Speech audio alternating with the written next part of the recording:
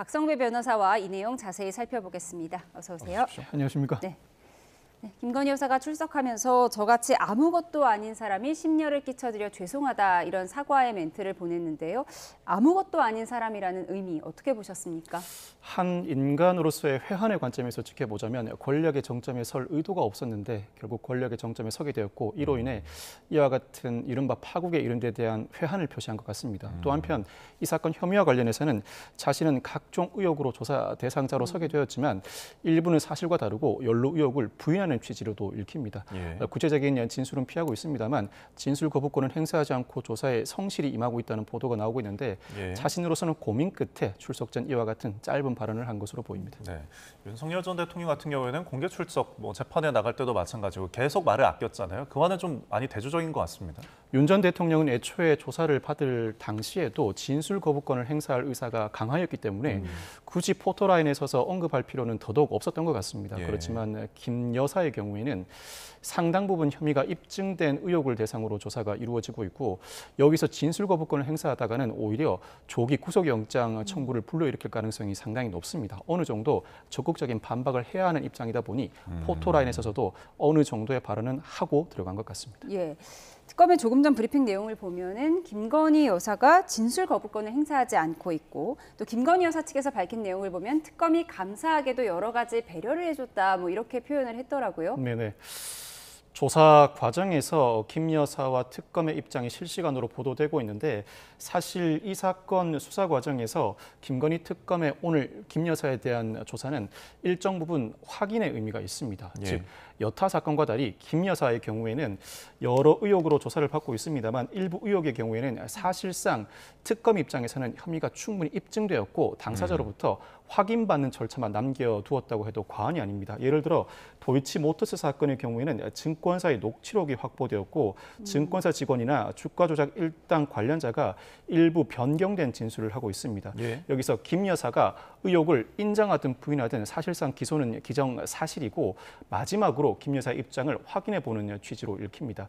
이처럼 상당 부분 혐의가 입증된 상황에서 당사자의 의사를 확인하는 절차를 밟다 보니 특검 입장에서도 굳이 배려를 하지 않을 필요가 없었던 것 같고 김 여사 입장에서도 나름대로 진술을 하면서도 비교적 편안한 상태에서 조사를 받고 있는 것 같습니다. 김 여사 입장에서는 진술 거부권을 행사하기보다는 수사에 협조하는 모습을 보이고 부인할 부분은 부인하되 인정할 부분은 적극적으로 인정하는 방식이 그나마 구속영장 청구를 피할 수 있는 방안이라고 판단하는 것 같습니다. 네, 전체적인 조금 수월한 조사 분위기를 좀 짚어봤습니다. 이 공개 출석과 관련해서 영부인이 이제 처음으로 출석한 것이다 이런 의미를 좀 짚는 기사들이 많더라고요. 네.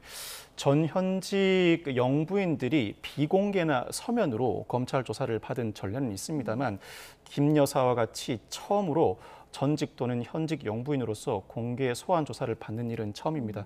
이는 사실 불가피합니다. 이미 남편인 윤 전 대통령이 여타 의혹으로 이미 구속된 상황입니다만 김 여사에 대한 구속영장 청구가 사실상 불가피해 보이는데 부부를 동시에 소환해 조사하고 구속영장 청구의 수순을 밟는 것은 자명해 보입니다. 윤 전 대통령은 내란 특검에 의해 구속된 상황이고 김 여사는 이른바 별도의 특검인 김건희 특검의 조사를 받고 있습니다. 김건희 특검이 별도로 설립돼 출범한 만큼 수사 대상도 상당히 포괄적이고 그 수사 과정에서 김 여사에 대한 소환 조사를 생략할 수는 없습니다. 어떤 형태로든 비공개나 서면 조사로 가름할 수는 없고 여러 의혹의 당사자로서 오늘 조사로도 모든 혐의에 대한 조사가 맞춰질 가능성이 지극히 낮은데 여러 차례 공개 소환 조사를 하는 한이 있더라도 공개 소환 조사는 불가피해 보이고 사실상 어느 시점에서는 구속영장 청구를 적극적으로 검토하는 시점이 도래하게 될 것입니다. 지금 특검 조사가 휴식 시간을 포함해서 6시간 정도 진행이 된 것 같은데 특검이 준비된 신문의 절반 이상을 진행을 했다. 아까 그렇게 밝히기도 했습니다. 상당히 수월하게 조사가 진행되는 것 같은데 조사 과정 녹화는 안 하기로 했다고 해요. 사실 형사소송법에 따르면 참고인의 경우에는 참고인의 동의가 선행되어야 영상 녹화를 할 수 있고 피의자의 경우에는 동의 여부를 물어보지만 반드시 영상 녹화가 필요한 사안의 경우에는 피의자가 동의하지 않아도 영상 녹화를 강행할 수 있습니다. 그렇지만 실무에서는 피의자에게 영상 녹화 여부를 질문하고 굳이 피의자가 영상 녹화에 동의하는 의사를 밝히지 않으면 굳이 영상 녹화를 진행하지는 않습니다. 예. 영상 녹화를 진행하는 이유는 한편으로는 수사의 적법성을 확보하는 차원이고 또 한편으로는 향후 재판 단계에서 피고인의 기억을 환기하는, 즉 기억 환기용으로 영상 녹화를 감행하는 것인데 굳이 이 수사 과정을 두고 큰 실랑이가 벌어지지 않는다면 피의자가 동의하지 않는 상황에서 보통 수사기관은 영상 녹화를 강행하지는 않습니다. 특별한 의미가 있다고 보여지지는 않는 상황입니다. 네. 그러니까 김건희 여사의 혐의가 이제 특검법에 명시된 것만 16가지인데 워낙 방대하다 보니까 언급하신 것처럼 오늘 하루로는 좀 이 부분이 조사가 힘들 것 같고 그럼 오늘 좀 이뤄지는 핵심적인 부분은 어떤 게 있을까요? 오늘은 도이치모터스 의혹, 명태균 의혹, 건진법사 의혹 순으로 조사가 이루어지는데 예.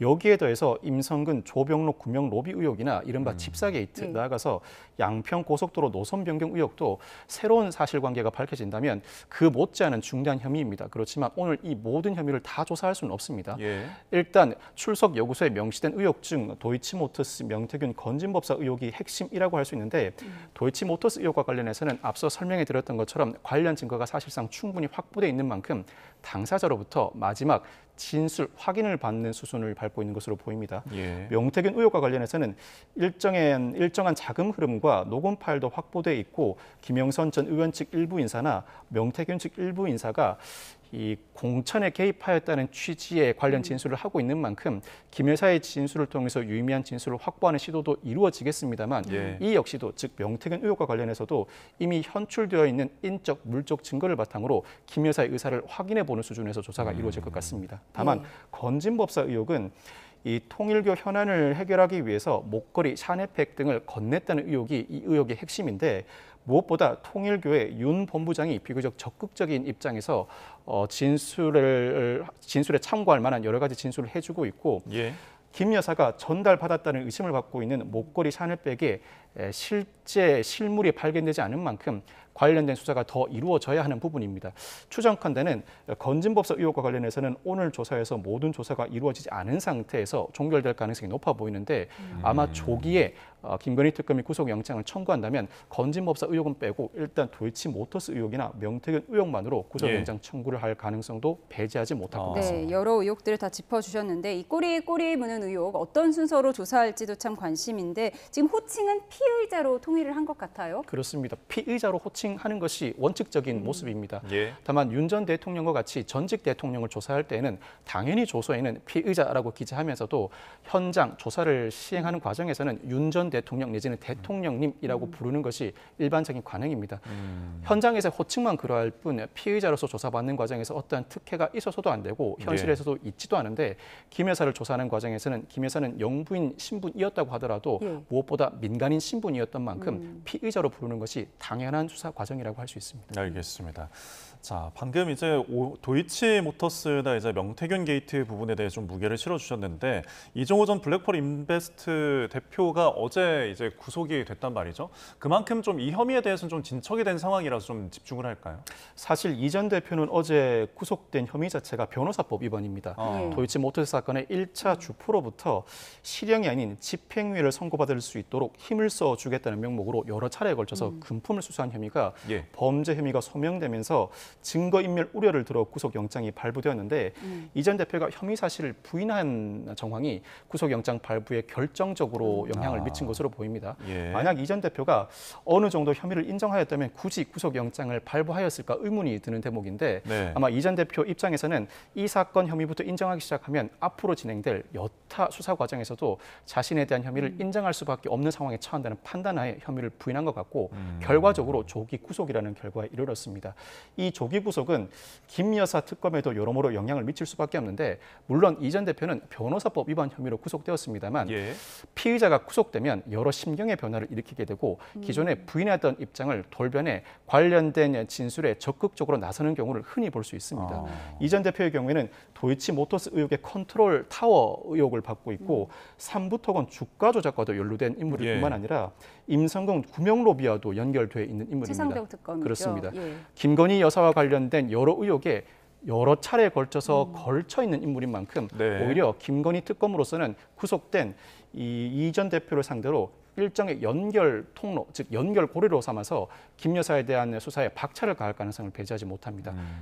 다만 구속된 혐의 자체가 변호사법 위반이지만 현실에서는 여러 혐의를 조사하는 과정에서 기존과는 다른 진일보한 진술이 나올 가능성을 배제하지 못하는 상황입니다. 예, 이종호 전 블랙펄 인베스트먼트 대표 어제 구속된 만큼 심경의 변화가 올 수도 있다. 이 부분을 짚어주셨습니다. 이어서 건진법사 사건을 좀 자세히 살펴볼 텐데요. 이 고가 목걸이와 고가 신발을 선물하려 했다는 의혹이잖아요. 아직 김건희 여사 측에서는 받은 것에 대해서 부인을 하고 있고 지금 실물도 확보하지 못한 상태죠. 그렇습니다. 명태균 의혹까지는 어느 정도 사실관계가 확정돼 있다고 보여지고 특히 명태균 의혹의 경우에는 공천에 관여하였다는 점만 확인된다면 뇌물죄로도 자연스럽게 이어질 수 있는 단계에 이르렀습니다. 그렇지만 건진법사 의혹과 관련해서는 김건희 특검이 나아가야 할 길이 더 남아 있다고 평가할 수 있습니다. 무엇보다도 전달되었다고 의심되는 이 목걸이, 샤넬백의 소재가 파악되지 않은 상황이고 김건희 특검이 바라보고 있는 구도는 상당히 큽니다. 통일교가 각종 현안, 청탁을 위해서 이와 같은 선물을 준비하였다는 부분이 혐의의 핵심이라고 할 수 있는데 통일교 내부의 청탁과 관련된 준비 상황, 통일교의 지도부 차원에서의 개입 여부를 수사해야 할 상황이고 무엇보다 김 여사가 통일교 현안이라고 할 수 있는 이른바 5대 현안에 대해서 어떠한 움직임을 실행해 왔는지를 규명해내는 절차를 밟아야 합니다. 아마 오늘 조사 과정에서도 실물이 어디에 있는지 묻는 과정뿐만 아니라 당시 통일교 현안 청탁을 해결하는 과정에서 김 여사 측이 실제로 어떠한 움직임을 보였는지 이미 포착한 정황을 토대로 사실관계에 부합하는지를 묻고 답을 듣는 과정을 밟을 것으로 보입니다. 조사 상황에 따라서 상당 부분 혐의 입증에 성공할 수도 있고 혐의 입증에 실패하거나 사실관계가 다르다는 결론에 이를 수도 있는데 어찌되었건 김건희 특검의 입장에서는 도이치모터스 명태균 의혹만으로도 구속영장 청구에 나설 가능성이 높아 보이고 건진법사 의혹과 관련해서도 오늘 진일보한 진술을 바탕으로 추가 조사를 이어나간다면 일정한 시점에서는 구속영장 청구 혐의 사실에 포함할 가능성도 높습니다. 네. 사실 이 김 여사의 측근인 수행비서가 그 가방을 이제 또 다른 가방과 신발로 바꾼 정황을 확인하면서 지금 신데렐라 수사가 이제 뭐 이야기가 나오기도 했었는데 오늘 또 출석을 하면서 김건희 여사가 신었던 신발 같은 경우에도 브랜드에 대한 뭐 보도들이 좀 나오기도 했습니다. 오늘 발치수를 잴지 이 부분도 조금 어떻게 눈여겨볼 수 있을까요? 건진 법사로부터 이 신발 등을 건네 받았다고 지목된 유모 전 행정관이 교환했던 신발의 치수는 250mm입니다. 그렇지만 김건희 특검이 김 여사의 자택 압수수색 당시에 발견되었던 신발의 사이즈는 260mm입니다. 10mm 차이가 나는데 상황에 따라서는 실제로 발 치수를 직접 잴 수는 있습니다. 그렇지만 발 치수를 재는 절차도 일종의 신체 수색입니다. 압수수색 영장을 발로 받아야 하고 김 여사가 전격적으로 동의한다면 오히려 자신에게 유리한 정황이니 전격적으로 동의해서 오늘 발 치수를 재는 절차가 진행될 수 있습니다. 발 치수를 재게 된다면 이때는 여성 검사나 여성 수사관이 형사소송법에 따라서 즉 여성 수사관 등이 나서서 김건희 여사의 발 치수를 잴 것으로 전망되고 이 발 치수를 재는 정황 외에도 실제로 유모 행정관 등에 대한 최근 조사가 이루어졌을 뿐만 아니라 무엇보다 이 사안은 통일교의 2인자로 군림했다고 알려진 윤 전 본부장이 상당히 진일보한 진술을 하고 있고 특검 수사에 상당히 협조적인 모습을 보여주고 있습니다.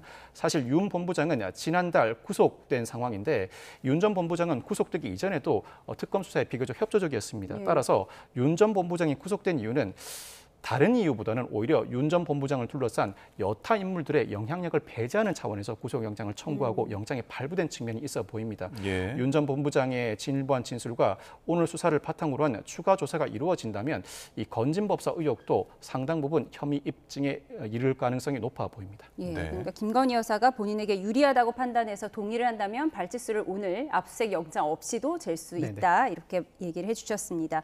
그런가 하면 최상병 특검에서 김건희 여사 비화폰과 통화 내역도 확보했다고요? 네. 최상병 특검이 최상병 특검 관련 수사를 진행하는 과정에서 앞서 사저를 압수수색해 윤 전 대통령과 김 여사의 개인 폰을 압수수색했습니다만 중간중간 비어있는 통화 내역이 발견된 만큼 대통령 경호처로부터 압수수색 영장을 통해서 비화폰 통화 기록을 확보하고 있습니다. 무엇보다 김 여사의 비화폰 실물도 확보했다고 하는데 이 비화폰은 이미 초기화가 진행된 상황이라고 합니다. 다만 초기화가 진행된 상황이라면 기존에 이 비화폰을 지속적으로 사용하는 과정에서 덮어 쓴 상황만 아니라면 디지털 포렌식을 했을 때 유의미한 통화 기록이 현출될 가능성을 배제하지 못합니다. 합니다. 예. 이 최상병 특검이 이미 확보한 김 여사 비화폰 통화 기록이나 실물에 대해서는 김건희 특검이 재차 나서서 추가 확보를 할 가능성이 있는데 예. 이미 제출을 받는 방식이 되었건 압수수색 영장을 재발부받아서 집행하는 형식이 되었건 아마 협조가 이루어질 것으로 보입니다. 공유할 수 있다는 말씀이시죠? 공유할 수 있습니다. 예. 다만 그 절차는 공식적인 절차를 밟아야 합니다. 네. 공유 과정에서 김 여사가 개인 폰 외에도 비화폰을 통해 여러 구명 로비 의혹에 연루한 정황뿐만 아니라 무엇보다 통일교로부터 각종 현안 청탁을 받는 과정에서 어떤 움직임을 보였는지 관련된 통화 기록을 확보하는 절차에 박차를 가할 것으로 전망됩니다. 알겠습니다. 자, 지금 현재 조사가 계속 진행이 되고 있고요. 김건희 여사 측에서는 사실 오늘 이제 오후 6시에 종료를 좀 요청하기도 했는데 이제 뭐 1시간도 남지는 않았습니다.